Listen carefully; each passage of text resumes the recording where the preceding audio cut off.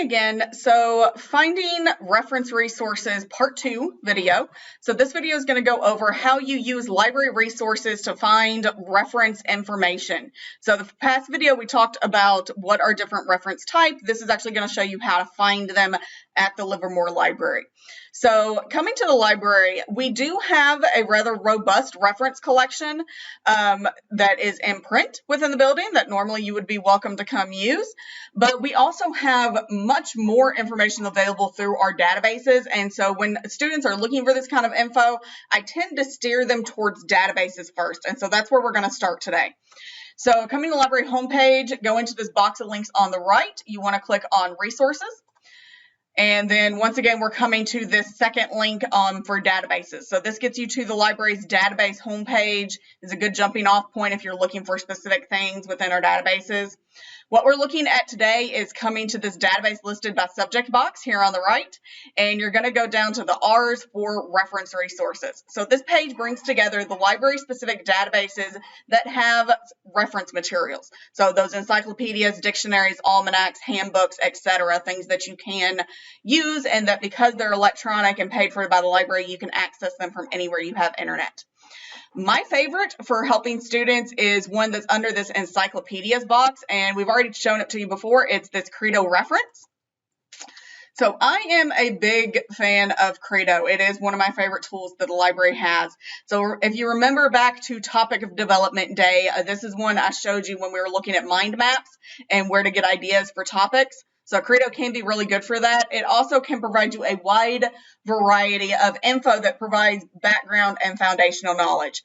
So we list it under this reference database page under the encyclopedias box because that is the main type of source you're going to get in Credo, but it does pull more than just encyclopedias. It pulls dictionaries, thesaurus, almanacs, handbooks, any type of reference material. It can pull that in. Definitely pulls in a lot of biographical resources as well. So searching within it, pretty simple. So you just type in your keywords. Let's use my generic search term of climate change.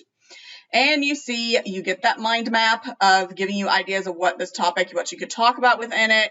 You then get a list of articles. They're calling them articles. They're entries in the reference resources from various types of resources. So you're getting this one called Climate Change that you're seeing is coming from the Encyclopedia of Tourism and Recreation and Marine Environments.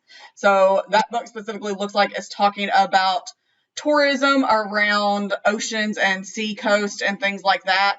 And so this article is talking about climate change in reference to that. With encyclopedias, I think I talked about in the last video, most students, when they're thinking encyclopedia, your main reference point for this is Encyclopedia Britannica or World Book, to where you just have that one wee paragraph on your topic, and it's not really helpful to you at a university level. Once you get into these more academic encyclopedias like this one, you can see you get much more in-depth info. And so these are much longer entries. This is actually kind of on the short side for academic encyclopedia, but giving you more information, giving you more of that statistical data and info, broad, comprehensive overview of a specific topic or subject, good foundational knowledge for you to then use to understand the topic and find more academic resources. Another good thing about these electronic ones is they often, if you scroll down to the bottom, also have citations. So maybe you're used to this if you're looking at Wikipedia. I've had professors tell me, and I've told other students, if you are completely stuck on finding resources, go look at Wikipedia and see what they've cited down at the bottom. See what their references and resources are. And then you can use those to find other info. Lots of times these entries in Credo have citations, or this one has related internet sources, so it's telling you go here for further information. And you can see the resources they're sending you to are these academic climate research units, or that are governmental ones, or this one's coming from the Pew Center on Global Climate Change. The Pew Center is actually a very credible. You see it a lot with polling and surveying information, that they are quite a reputable center. So you ever see that Pew Center, it's a good topic and resource typically as well. So you're getting more in-depth topics on this. Let's go back and show you kind of the next one, going back to our search page. And so you can kind of scroll down. You're seeing you're getting these from very specific ones. So you get this resource, the conversation and independent source analysis from academic researchers on why climate change is worsening public health problems. You also get very generic ones. So you're seeing this Phillips Encyclopedia. So you do get these kind of generic one paragraph descriptions in there sometimes as well. You kind of have to sift through those, but you can get much more in-depth things coming in from Encyclopedia World Trade sort of deal of much more in-depth articles that are good resources to use. So that is Credo. Like I said, I'm a big fan of Credo Reference. It's typically where I start students if they're looking for reference resources. Coming back to this page, another really good one is this Sage eReference.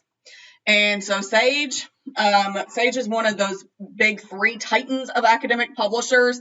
And so this is their knowledge bank of looking specifically at reference resources. Once again, type in your keywords, go search. The one thing to remember with Sage is you have this limiters over here on the right. So their little limiter bars on the right instead of on the left. You have this limiter of all content versus content available to me. Our library does not pay for everything within Sage. Sage is actually a very, very expensive resource, and so we have a more limited package through what's available through them. So you do want to change that limiter to just content available to me, and that way it's going to bring up resources that you actually have access to the full text to. So this is one of the few times I tell students to limit to full text availability only, so limit to that content available to me. That way you're not sifting through a lot of things we don't have access to. That's not really helpful to you. And so once again, you're getting these major encyclopedias about these. You then have articles, so climate change and human rights. So click on that one. You're seeing found in the Sage Handbook of Human Rights. So remember with citing these, you're citing them like a book chapter. So we need to have the article or entry title with that specific author and editor if it has one, and then you're going to give the book info. So for this one, we would be citing chapter 14 by Dimitri Minot. Not quite sure how to say that, but I can spell it. With climate change and human rights coming out of this Sage Handbook of Human Rights. So if you're looking for more of the citation bibliographic info, lots of times with these encyclopedia entries, you need to go back to the original source. That's where you're going to find things like the publication year and who's the specific publisher and stuff like that. And so where you're going to get that info is actually on the book, not just the article or entry title and info. So make sure if you're looking for that bibliographic info to cite it, you're coming back to the whole book, not just the item. But then, this is an entire book chapter in this Handbook of Human Rights from Sage, and so talking about climate change. So this is actually a pretty in-depth resource. Lots of times professors don't like you to heavily use reference resources in your papers because we want you to go more in-depth and go back to those primary and secondary type sources. This would be one that this is at a pretty good academic level. This one would probably be acceptable to a lot of professors where you're getting this more in-depth, well-researched info that's written by academic writers and publishers and scholars and things. And then once again, kind of you're seeing down here, you're getting your citations at the end. So this would actually be a pretty decent source for a lot of people. So keep that in mind when you're researching for papers. But yeah, Sage Knowledge, really good one. Biggest thing for that is remember you got to limit to that content available to me to get access to everything. All right, and coming back to this page, we have other things, Gale eBooks, you got these other encyclopedias available. You have your standard dictionaries. Biggest one I would suggest is this Oxford English Dictionary. So you can find it under this page, or you could go back to this. Easiest way I get there is coming to this database homepage and then just going down here to the ABC titles and go to the O's. Oxford English Dictionary, best, most reputable dictionary for English language. If you're ever needing to cite a definition in a paper because you're wanting to define something, definitely use the OED for credibility with that. And then you have these other resources, might be helpful, might be not, but really I would say Credo and Sage are your bread and butter for looking at library resources within our electronic tools. All right, we got one more video coming on how to find resources with Imprimo, and so that'll come up next. Thank you.